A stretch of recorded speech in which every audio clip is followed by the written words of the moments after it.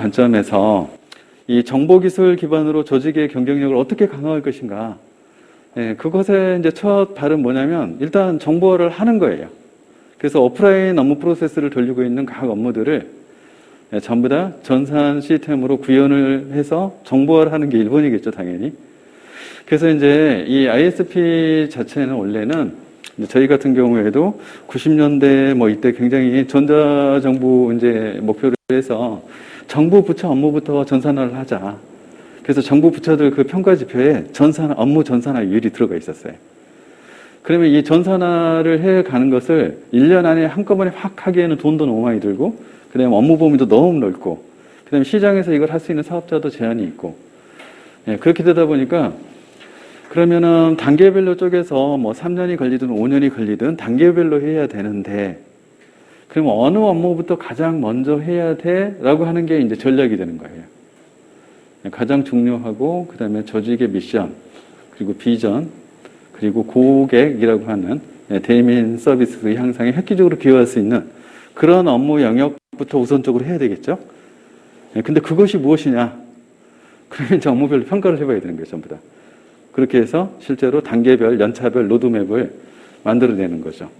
이제 그런 것들을 저희가 ISP라고 이야기를 하게 되고요.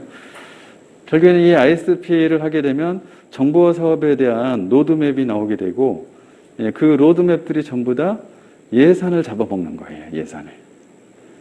그리고 이 로드맵에서 하고자 하는 그 과제 하나하나가 저희 지금 IT 거버넌스에서 이야기했던 IT 투자에 관련된 투자 항목들이잖아요. 그러면 그것들이 전부 다 투자 포트폴리오가 되는 거예요. 예, 그래서 그러한 과제들을 뽑아내고 포트폴리오를 만드는 가장 기본적인 방법은 ISP를 수행하는 거예요, 그래서. 근데 이제 뭐 전부 업무 전산화 안 된 게 거의 없잖아요.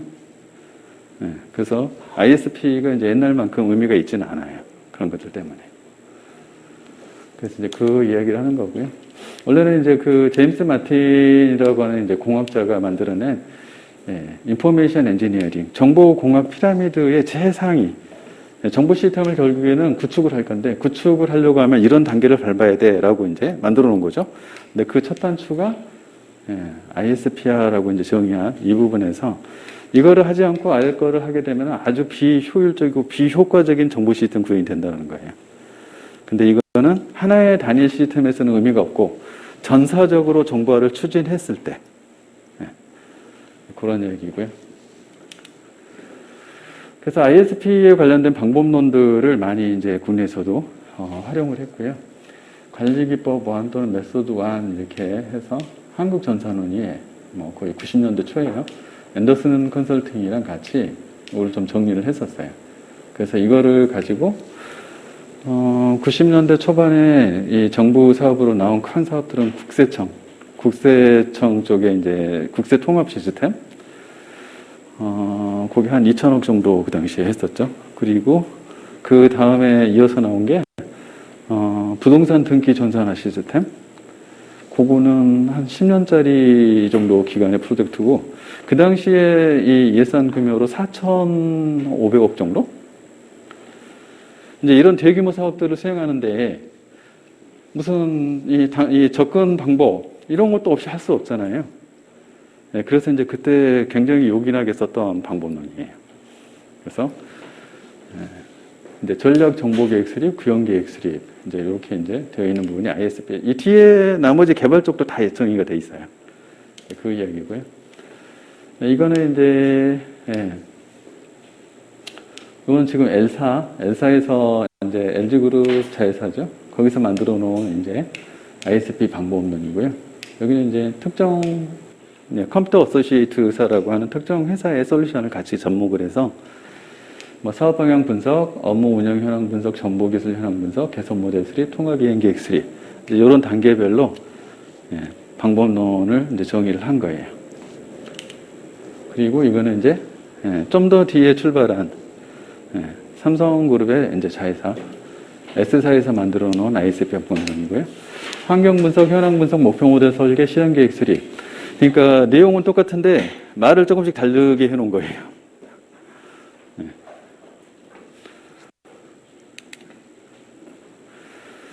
결국에는 이제 전자정부 쪽에서도 예, 지금 전자정보는 이 한국정보진흥원 NIA라고 부르는 이제 전신은 한국전산원이에요. 저기에서 지금 이제 정부의 정보와 이 추진 관련된 예산은 전자정보 예산으로 해가지고 저기서 다 관리를 해요. 그러다 보니까 이제 파워가 막강한 거죠. 저기서 예산 주느냐 안 주느냐 여기에 따라서 사업이 되느냐 안 되느냐 이런 게 이제 부처 입장에서는 달려 있어요. 이제 거기에서 ISP 수익 공통 가이드에서 4판까지 이제 개정을 해서 지금 만들어 놨고요. 결국에는 이 정보전략계획 수립 기반으로 이런 지침에 따라서 ISP 산출물을 내고 그 산출물에 따른 예산이 책정이 돼 있을 거잖아요. 그 예산을 기재부에 요청했을 때만 기재부에서 기금 운영 계획에 따라서 지원을 해주겠다. 이렇게 해놓은 거예요. 그러면 이 절차를 따라가지 않으면 기재부에서 예산을 준다 안 준다? 안 주겠다는 이야기 한 거예요. 그래서 이제 그거에 대한 이야기고요. 중앙관서, 기획재정부, 전문기관. 이게 전문기관이 한국정보진흥원이에요. 그래서 ISP, RFP 작성하고 ISP 수행하고, 이거 이제 부처에서 직접 하라는 이야기예요. ISP 최종 산출물 검토 요구를 공문으로 기재부에 보내면, 기재부에서 정보진흥원 통해서 이 산출물을 검토를 하고, 그리고 조정을 해서 최종 예산안을 승인을 해주겠다. 이렇게 돼 있는. 그래서 보시면 단계가 보면 환경 분석, 현황 분석, 에제이즈 분석 이렇게 되어 있죠. 이게 같은 의미이고요. 그 다음에 정보 비전 및 전략 수립, 그 다음에 목표 모델 설계, 투비 분석 이렇게. 저희가 에제이즈, 투비 부른 게 다 이 의미예요. 그리고 나서 최종 통합 이행 계획 이렇게 되어 있어요. 그래서 앞에서 각 업체들이 만들어 놓은 그거랑 표현만 조금 다르게 한 거고요. 단계의 내용은 다 똑같아요. 그리고 이거를 하게 되면 결국에는 정보와 전략 수립이라고 하는데 이걸 통해서 로드맵이 나온다는 거예요. 연차별 통합 이행 계획, 로드맵이 나온다. 그 로드맵 안에 해야 될 과제들, IT가 수행해야 될 과제들이 그 안에 있다. 그리고 그 과제들은 전부 다 IT 예산, 투자 예산을 요구하는 것들이다. 그거를 말씀을 드리려고 한 거고요. 그래서 이제 이 정보진흥원이 검토 요청, 산출물 검토 요청을 받으면 사업 타당성, 실현 가능성, 규모 적정성 이런 관점에서 평가를 이제 해주겠다 이런 이야기고, 그 다음에 사업비는 예산이죠. 투자 예산 요소 항목들이 시스템 구축비, 부대비, 유지관리비, 운영비 이런 것들 항목들을 쭉 잡아서 요거에 맞춰서 예산 산출을 했는지 이제 이거를 지금 보는 거예요. 개정상 이렇게 되는데 그냥 한번 보시면 될 것 같고요. 이제 뒤에서 다시 엔터프라이즈 아키텍처라는 얘기를 할 건데요. 그거랑 ISP랑 좀 헷갈리게 돼 있어요. 그래서 두 개를 비교해 보면은 이렇다라고 이제 써놓은 거라서 뒤쪽에서 EA 쪽 이야기 듣고 나중에 한번 보시면 될 것 같아요. 네. 그래서 EA하고 ISP를 통합적으로 추진해야 해라고 이제 한때 막 이런 얘기가 나왔어요. 두 개가 비슷하니까. 근데 이제 뒤에서 EA를 한번 들어보시면 아마 차이점이 좀 보이실 거예요.